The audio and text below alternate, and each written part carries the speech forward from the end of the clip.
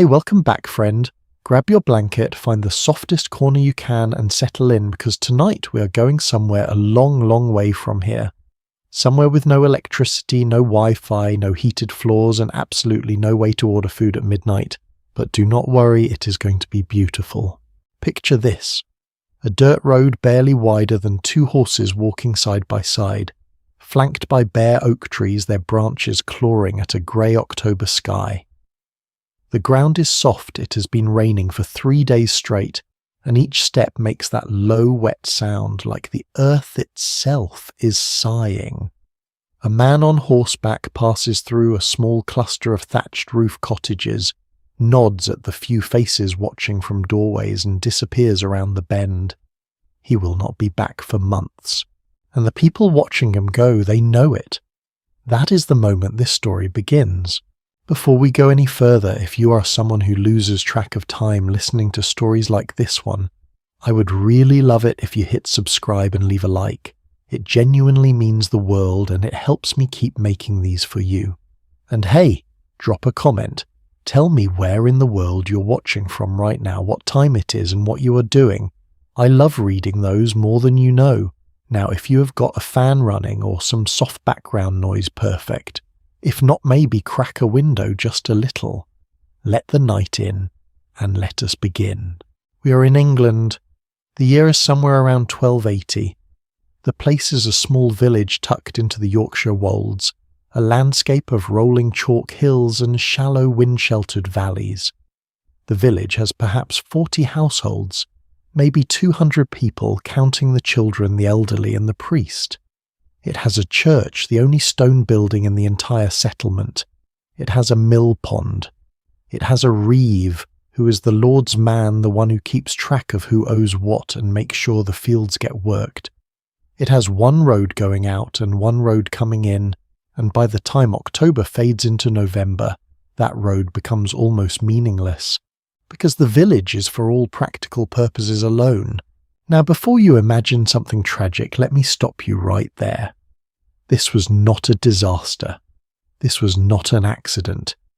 This was simply how life worked for the vast majority of people in medieval Europe for hundreds of years. The rhythm of the year had two great halves, the half when the world was open. Something funny happens when people picture a medieval home. They imagine it one of two ways. Either it is a fairy tale cottage, low beams, a roaring fire, dried herbs hanging from the rafters, everything warm and golden and smelling faintly of cinnamon. Or they imagine the other extreme, a damp, filthy, rat-infested hole in the ground, where miserable people huddled in the dark waiting to die. The truth, as usual, lives somewhere far more interesting than either of those. Let us go inside. The building you are entering is called a longhouse, not because it is particularly long, though at somewhere between 45 and 70 feet. It is longer than you might expect for a peasant home, but because of its shape. It is rectangular, low.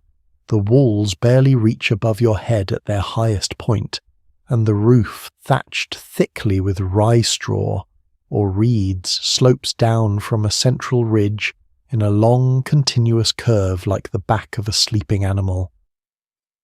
From the outside, on a grey November morning with frost on the grass and smoke coming up through the thatch, it looks almost like the house grew there, like it belongs to the land the same way a hedgerow does. Inside, you step down slightly, the threshold is raised to keep water out, and the first thing that hits you is the smell. Wood smoke. Yes, wet wool. Hay, animal warmth.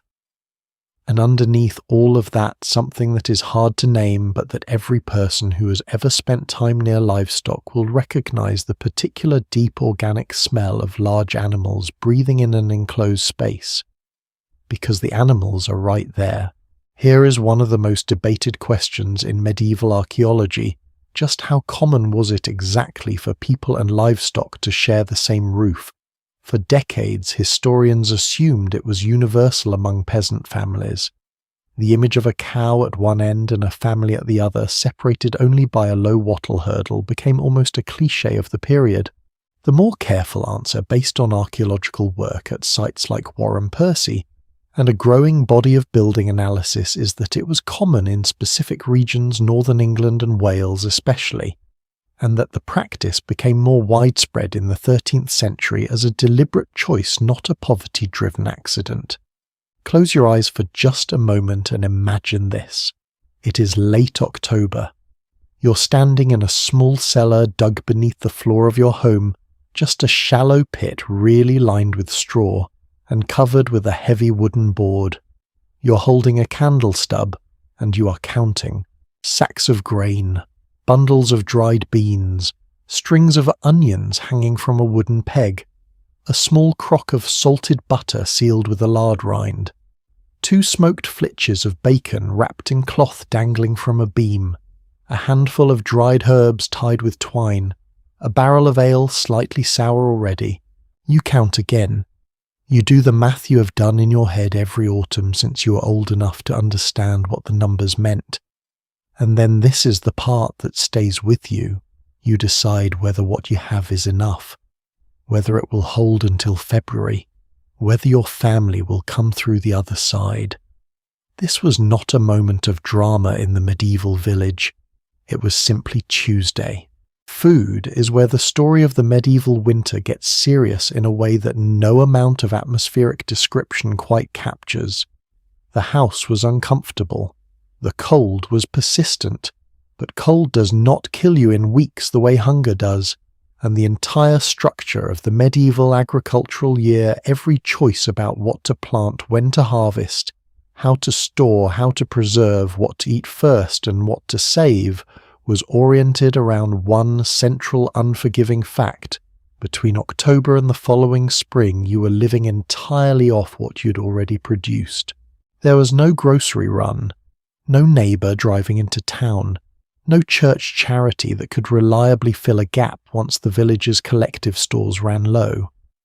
What you had was what you had, and the consequences of miscalculation were not abstract. Let us start from the beginning. The medieval agricultural worker, a man doing heavy field labour, which is to say lifting, hauling, ploughing and carrying for 10 to 12 hours a day, needed somewhere in the range of 4,000 to 4,500 calories daily, just to sustain his body weight and capacity to work. That is almost double what a typical modern desk worker needs. His wife managing the household, the cooking, the spinning, the garden, and the younger children needed roughly 2,100 to 2,300. Right now, wherever you're lying down, sitting up, maybe curled under something warm, I want you to notice your hands for a moment. Just notice them. Resting. Still. Not doing anything in particular. In a medieval village in December, a woman's hands were never still. Not at dawn, not by midday, not at the edge of sleep in the last 20 minutes before the fire burned too low to see by, and the darkness made everything stop. The hands moved, the fingers pulled, the spindle turned, and the thread impossibly fine, impossibly long grew. That is where we are going tonight, into the specific, relentless, largely uncelebrated world of winter work. The labour that kept a village clothed and lit and functional across 4 cold months when the fields were frozen and the road was gone. And the truth about who carried the weight of most of it. Start with the darkness because it shapes everything else. On the 21st of December, the winter solstice, the pivot point of the medieval year, the sun in Yorkshire rises at roughly 8 in the morning and sets before 4 in the afternoon. That is less than 8 hours of usable daylight. In November and January, the numbers are not much better, 7.5 to 8 hours of grey, often cloud-filtered light that filtered through animal membrane windows at roughly half the intensity of what reaches you outdoors. By 4 o'clock in a thatched longhouse with shuttered windows and a single fire, it was dark. Not the soft, manageable darkness of a modern home with a lamp switched off. Genuinely dark. The kind of dark where you could not see your hand in front of your face if you moved 2 feet from the hearth. The medieval world ran on a very short working day in winter. Not by choice, by physics. and the things that could be done in that contracted daylight, the indoor work, the handwork, the work that needed light but not the full light of an outdoor afternoon, had to be organised around the fire with extraordinary precision. Because light in a peasant household of the 13th century was nearly as precious as food. Tallow candles were the light source of the common household. Not beeswax. Beeswax was expensive, reserved for churches and the tables of the wealthy. Tallow, which is rendered animal fat beef or sheep sweet. She's been in this village her entire life. 62 years, perhaps 63, she has lost count and nobody wrote it down. She knows every family. She has been at every difficult birth for the last 30 years. She has sat with the dying more times than she can remember. Her name is Edith, let us call her that, a solid English name common as oak in the 13th century, and her hands, which have been doing this work longer than most people in the village have been alive, are the most competent hands within a day's walk in any direction.